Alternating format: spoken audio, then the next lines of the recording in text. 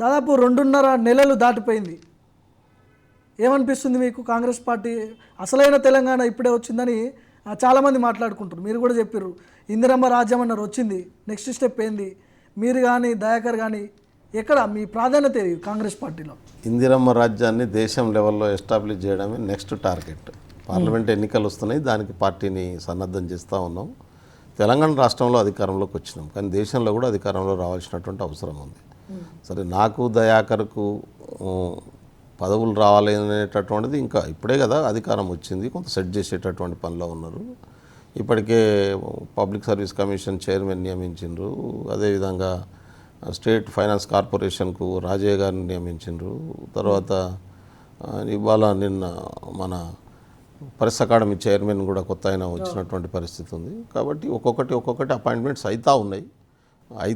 నేనైతే parliament ticket అడిగిన, Mahabubabad parliament నుంచి నాకు అవకాశం ఇవ్వండి, ఎందుకంటే నేను ట్రైబల్ డిపార్ట్మెంట్ నేషనల్ వైస్ చైర్మన్ని, ఇక్కడ నేను చైర్మన్గా పనిచేస్తున్నా. మొన్న ఎన్నికల్లో కూడా కంప్లీట్ ట్రైబల్స్ అంతా కూడా కాంగ్రెస్ వైపు తీసుకురావడంలో కీలకమైనటువంటి భూమిక పోషించిన. గత 10 సంవత్సరాల నుంచి కంటిన్యూస్గా బీఆర్ఎస్ చేస్తున్నటువంటి ప్రజా వ్యతిరేక విధానాల్ని ఓపెన్గా వ్యతిరేకిస్తూ కాంగ్రెస్ పార్టీని బలోపేతం చేసి అధికారంలో రావడానికి మా వంతు పాత్రను మేము నిర్వహించినాము. ఎన్నికల్లో మీరు టికెట్ ఆశించారా? డోర్నకల్ మహబూబాద్ అనుకుంటా ఆశించింది. నేను మహిబాద్ నా సొంత కాన్స్టిట్యున్సీ, మహిబాద్ ఇవ్వండి లేకుంటే డోర్నకల్ అని చెప్పినాక నా మహిబాద్ అని నేను అడిగిన. అంటే పార్లమెంట్కు కన్సిడర్ చేస్తాం, స్థానికంగా సర్వేలు ఇవన్నీ కూడా కొంత డాక్టర్ మురళీ నాయక్ గారికి అనుకూలంగా ఉన్నాయి అంటే మంచిది అని చెప్పినాం. నేను అడిగిన, బలరాం నాయక్ గారు అడిగినాం. అయితే సర్వేల బేసిస్ మీద పోయినప్పుడు లోకల్గా మా జీసీసీ అధ్యక్షులు కూడా భరతచంద్రారెడ్డి గారు డాక్టర్ గారికి అవకాశం ఇద్దామని చెప్పినాక మేమందరం కూడా సహకరించడం, ఆయనకు టికెట్ వచ్చింది. కంప్లీట్గా నేనైతే అక్కడే ఉండి ఆయనను గెలిపించడంలో పాత్ర పోషించడం. ఆ పార్లమెంట్ మహబూబాద్ పార్లమెంట్ కింద ఉన్నటువంటి 7 సెగ్మెంట్లలో కూడా ఆల్మోస్ట్ అన్ని ఏరియాస్లో తిరిగాను. 7లో 6 గెలిచినటువంటి స్థితి ఉంది. దురదృష్టవశాత్తు ఒక వీరయ్య గారు కొంత పార్టీలో అంతర్గతంగా జరిగినటువంటి నష్టం వల్ల ఆయన ఓడిపోయినటువంటి స్థితి, లేకుంటే ఆ సీటు కూడా గెలిచేది. మొత్తం అన్ని సీట్లు గెలిచినాం, మంచి మెజారిటీతో గెలిచినటువంటి స్థితి. పాయింట్కి వద్దాం. పీసీసీ రేవంత్ పీసీసీగా ఉన్నప్పుడు ఆయనను సొంత పార్టీ నాయకులే వ్యతిరేకించారు. మీరు కానీ దయాకర్ కానీ ముఖ్య అనుచరులుగా పనిచేసారు. మీరు ఆయన పీసీసీ ఇవ్వడాన్ని స్వాగతించారు. ఎవరెవరో వచ్చి పారాషూట్లు వేసుకొని వచ్చి పదవులు తీసుకొని పోతున్నారు. మరి పీసీసీ ఆయన ఉన్నప్పటి నుంచి ఉన్నారు. మీ పోరాటం కూడా అందరికీ తెలుసు. ఎందుకు పక్కన పెట్టాల్సి వచ్చింది బెల్లాయి నాయక్ని? పక్కన పెట్టిరని నేను అనుకోవట్లేదు, ఎందుకంటే ఇంకా టైం ఉంది.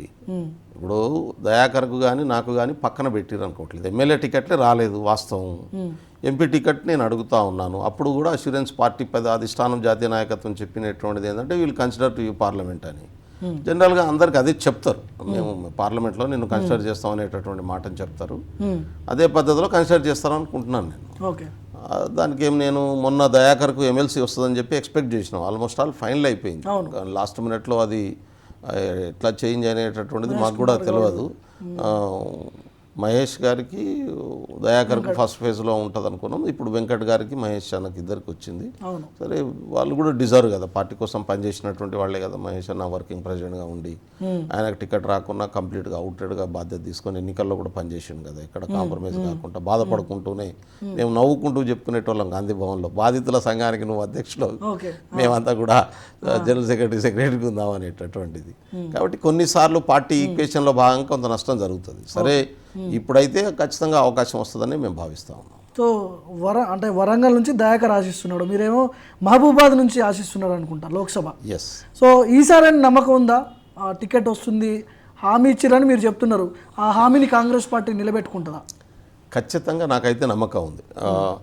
దయాకర్ అయితే టికెట్కి అప్లై చేయలే, వరంగల్ పార్లమెంట్ నుంచి టికెట్ కావాలనేటటువంటిది కూడా అప్లై చేయలే. నేను అడిగినా ఏంది దయామర్ని సంగతి అంటే, ఇక మనం అడిగితే ఇస్తారా, వాళ్ళు ఏదలుచుకుంటే ఇస్తారు. ఇక ఊకే అప్లై చేయడం, రాలేదని చెప్పి మనం వీడియోలు పెట్టడం, ఇదంతా కూడా రొటీన్ అవుతుంది. రేపు మన కార్యకర్తలు కూడా తిట్టే పరిస్థితి వస్తుంది. చలో, పార్టీ ఒకవేళ పోటీ చేయమని చెప్పి మా టికెట్ ఇస్తే అప్పుడు ఆలోచిద్దాం అనేటటువంటి మాటని చెప్పిండు ఆయన. నేనైతే ఎందుకంటే నాకు స్కోప్ ఉంది, నాకు సొంత కాన్స్టిట్యున్సీ మహబూబాద్ పార్లమెంటు, నా ఇంట్రెస్ట్ కూడా పార్లమెంట్ మీదనే ఎక్కువ ఉంది. ఎందుకంటే నేను లాస్ట్ టైం కూడా పార్లమెంటే అడిగిన, లేకుంటే లాస్ట్ టైం అసెంబ్లీ అప్పుడు నేను కొంత ఇన్సిస్ట్ చేసి ఉంటే నాకు అసెంబ్లీ టికెట్ వచ్చేది. నేను అసెంబ్లీ కంటే కూడా నాకు పార్లమెంట్ ఇవ్వండి అని చెప్పి కమిట్ చేయించినా కానీ పార్లమెంట్ అప్పుడు నాకు ఇవ్వలేదు. అది అన్యాయం జరిగింది, అప్పుడు నష్టం జరిగింది.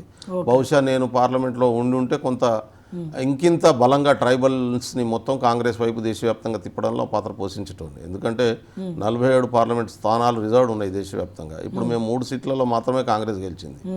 దాదాపు 30 సీట్లకు పైగా బీజేపీ గెలిచినటువంటి పరిస్థితి ఉంది. మిగతా దగ్గర కొంత స్థానిక పార్టీలు ఉన్నాయి.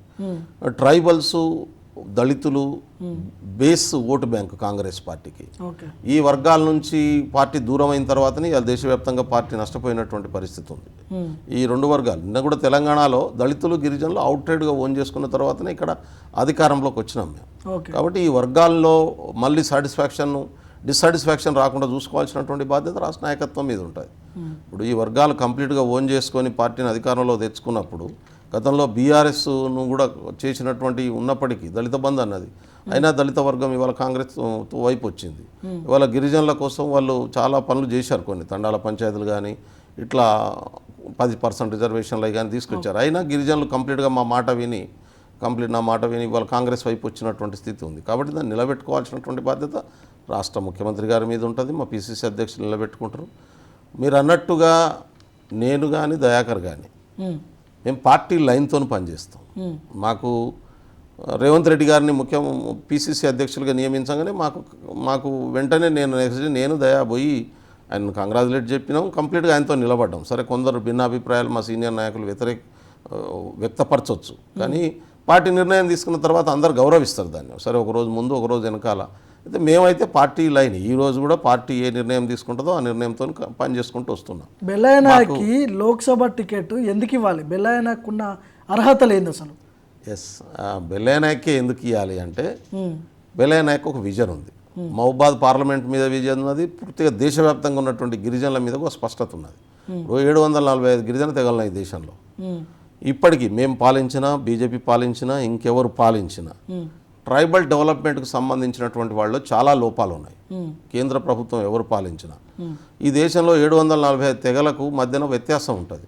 మన దగ్గర గోండులకు, కోయలకు ఒక వ్యత్యాసం ఉంటుంది. ఒకటి కాదు, గోండ్ల సంస్కృతి ఆచార వ్యవహారాలు వేరు, కోయల సంస్కృతి ఆచార వ్యవహారాలు వేరు, భాష వేరు. అట్లాగే లంబాడీల సంస్కృతి ఆచార వ్యవహారాలు వేరు, చెంచుల సంస్కృతి ఆచార వ్యవహారాలు వేరు. ఏ తెగ కాదగానే ఒక డెవలప్మెంట్ మోడల్ని ప్రభుత్వాలు తీసుకోవాల్సి ఉంటుంది. ఇప్పుడు చెంచుల డెవలప్మెంట్ మోడల్, లంబాడీల డెవలప్మెంట్ మోడల్ ఒకటి కాదు. కానీ ఇప్పుడు రాష్ట్రంలో ఉన్న ప్రభుత్వాలు కానీ కేంద్రంలో ఉన్న ప్రభుత్వాలు కానీ ఒకటే మోడల్ని ఇచ్చేస్తున్నాయి. తద్వారా చైతన్యవంతమైనటువంటి వర్గం ఎక్కువ ప్రయోజనం పొందుతుంది. దాంతో ఆ అవసరం లేనటువంటి వర్గం దాన్ని ఉపయోగించుకోలేదు. ఇప్పుడు ప్రిమిటివ్ ట్రైబల్ కమ్యూనిటీగా చెంచులు ఉన్నారు ఇక్కడ. ఇంకా కొంత ఏరియాలలో వేటనే వృత్తిగా ఉన్నది. వాళ్ళకి ట్రాక్టర్ ఇచ్చారనుకో ఏం చేసుకుంటారు? ఇప్పుడు వ్యవసాయం చేస్తున్నటువంటి లంబాడి కమ్యూనిటీకి నువ్వు ట్రాక్టర్ ఇస్తే ఉపయోగించుకుంటుంది. కానీ అదే చెంచు కమ్యూనిటీ ఉపయోగించుకోలేదు. వాళ్ళకి కావాల్సినటువంటి అభివృద్ధి మోడల్ను డిఫరెంట్గా ఇవ్వాల్సినటువంటి అవసరం. గిరిజన ఇది నేను చేయగలుగుతాను.